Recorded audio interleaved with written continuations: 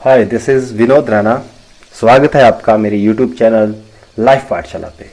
आज हम बात करेंगे एक ऐसे पक्षी की जो हर छोटे या बड़े जंगल पे राज करता है। ऐसा पक्षी जिसे किंग ऑफ बर्ड्स भी कहते हैं, और उस पक्षी का नाम है ईगल, बाज।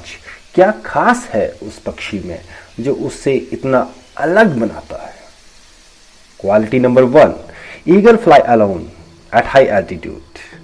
बाज हमेशा उस ऊंचाई पर उड़ता है जहां छोटे मोटे पक्षी पहुंच भी नहीं पाते। इसलिए ज्यादातर बाज या तो आपको अकेला उड़ता हुआ दिखाई देगा या बाज ही बाज का साथी होगा। तो लेसन क्या है? लेसन ये है कि हमें अपने सर्कल को चेक रीचेक करना होगा। हमारे साथी कौन है, हम किन लोगों से ज्यादा बात करते हैं, हम किन लोगों से ज्यादा सलाह लेते हैं, उनको चेक करिए। और अगर आपको लगता है हमारे आसपास ज्यादातर वो लोग हैं जो निष्क्रिय हैं, जो आपको डिमोटिवेट करते हैं, जो आपको कहते हैं कि आप नहीं कर सकते, जो नेगेटिव माइंडसेट के साथ हर ग्रोथ को देखते हैं, तो यकीन मानिए अकेले उड़ने का वक्त आ गया है। भीड़ में रहकर आप भीड़ तो बढ़ा सकते हैं, लेकिन कभी भी ईगल नहीं बन सकते। Quality number 2, eagles are highly focused and self confident. Eagle 5 kilometre तक फोकस कर सकता है। 5 किलोमीटर। जमीन पर वो अपने शिकार का एक टारगेट सेट करता है, खुद की एबिलिटीज पर विश्वास रखता है, अटैक करता है, और तब तक डिस्ट्रैक्ट नहीं होता जब तक कि वो अपने टारगेट को अचीव नहीं करता। एक लक्ष्य होना जरूरी है, एक बड़ा लक्ष्य, और उस बड़े लक्ष्य को पाने के लिए हर दिन छोटे छोटे टारगेट्स बनाइए। हमारी सिचुएशंस, हमारे सर्कमस्टांसेस, हमारे सराउंडिंग्स ऑब्स्टेकल्स क्रिएट करेंगे, लेकिन फोकस्ड रहना है, डिस्ट्रैक्ट नहीं होना। ईगल बाकी पक्षियों से सलाह मशवरे में नहीं पड़ता। एक बार गोल सेट कर लिया, एक बार अगर खुद पे विश्वास कर लिया, तो यकीन मानिए आप वो टारगेट, वो गोल भी अचीव कर लेंगे। Quality number 3, eagles always eat fresh, and it is one of the best example of positive attitude.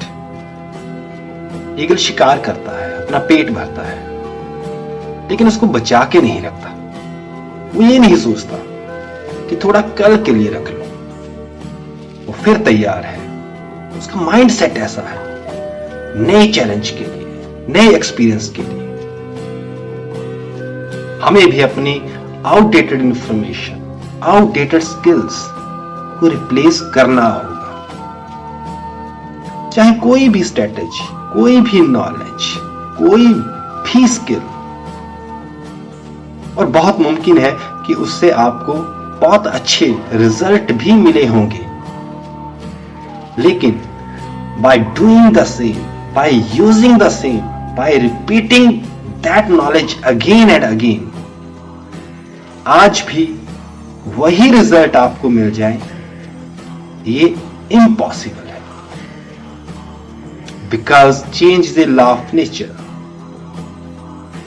और अगर मान लो थोड़ी बहुत आउटपुट मिल भी जाए, फिर भी आपकी अपनी ग्रोथ का क्या? आप तो अब भी वही हैं जो 5 years, 10 years, 15 years पहले थे।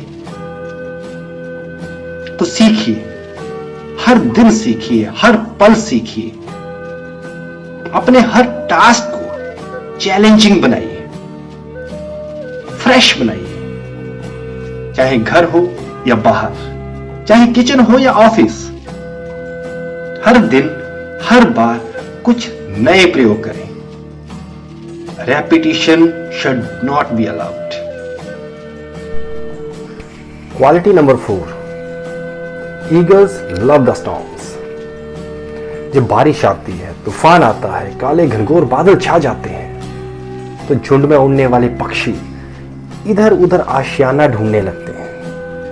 पेड़ों के ऊपर, पत्तों के नीचे, अपने अपने घोंसलों में जहां पर जिसको जगह मिले वही दुबक कर खतरों को, मुश्किलों के गुजर जाने का इंतजार करने लगते हैं।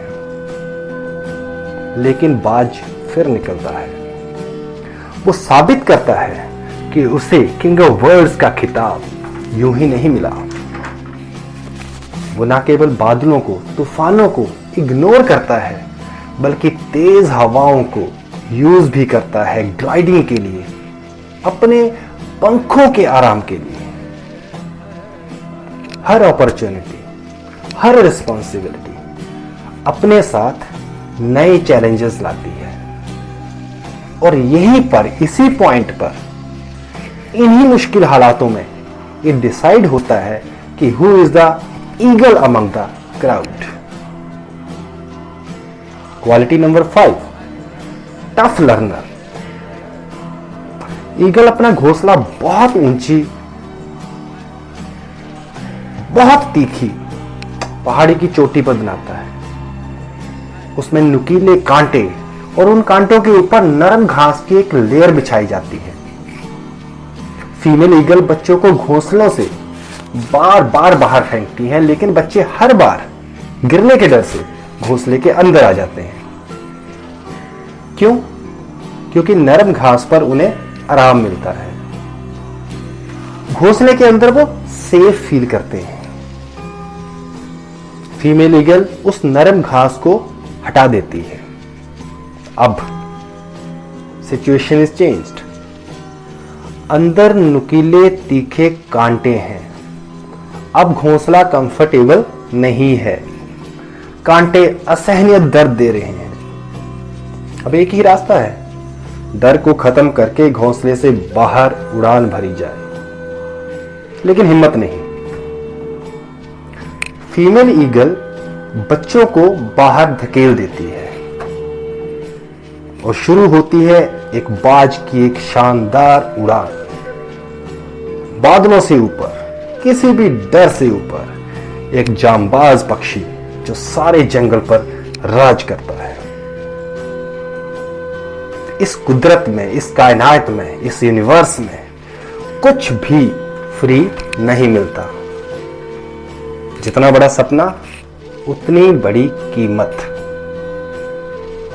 और कीमत है time investment, hard work, commitment, uneasiness, and above all an urge to learn to prove yourself best, learn to make yourself best, learn to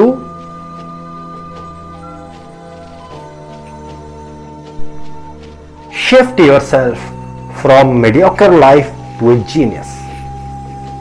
Quality number 6, critical self evaluator. Eagle की एक एवरेज लाइफ 70 इयर्स के आसपास है, लेकिन सब इतना smooth नहीं है जितना लगता है।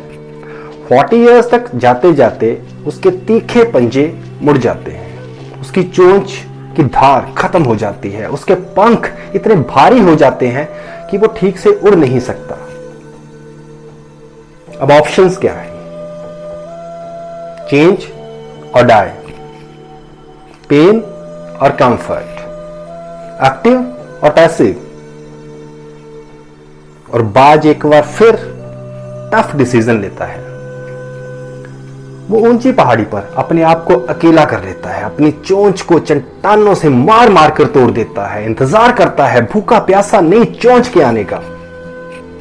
नई चोंच से अपने पंजों को उखाड़ देता है, अपने पंखों को अपने शरीर से अलग कर देता है। अकेला है, लहूलुहान है, कमजोर है, दर्द में है, लेकिन निराश नहीं। उसकी ये पेशेंस, उसकी ये उम्मीद, उसका एटीट्यूड रंग लाता है और बाज फिर तैयार है अगले 30 साल की एक रॉयल लाइफ जर्नी के लिए। टफ सिचुएशंस में खुद से बात करना, खुद पर भरोसा करना एक बेहतर विकल्प है। हमें समझना होगा हमें कब रुकना है, कब पीछे हटना है, कब हमें खुद को दोबारा तैयार करना है और कब हमें आगे बढ़ना है।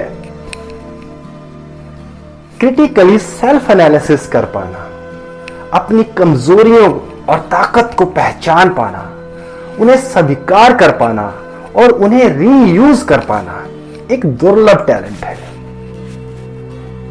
बाज ये सब कुछ करता है।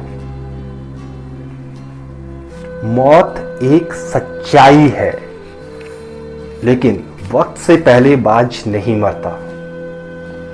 वो हर पल जीवन के हर हालात में हर चैलेंज को एक्सेप्ट करता है, सीखता है, जीतता है और प्रूव करता है। Why an eagle is a king of birds?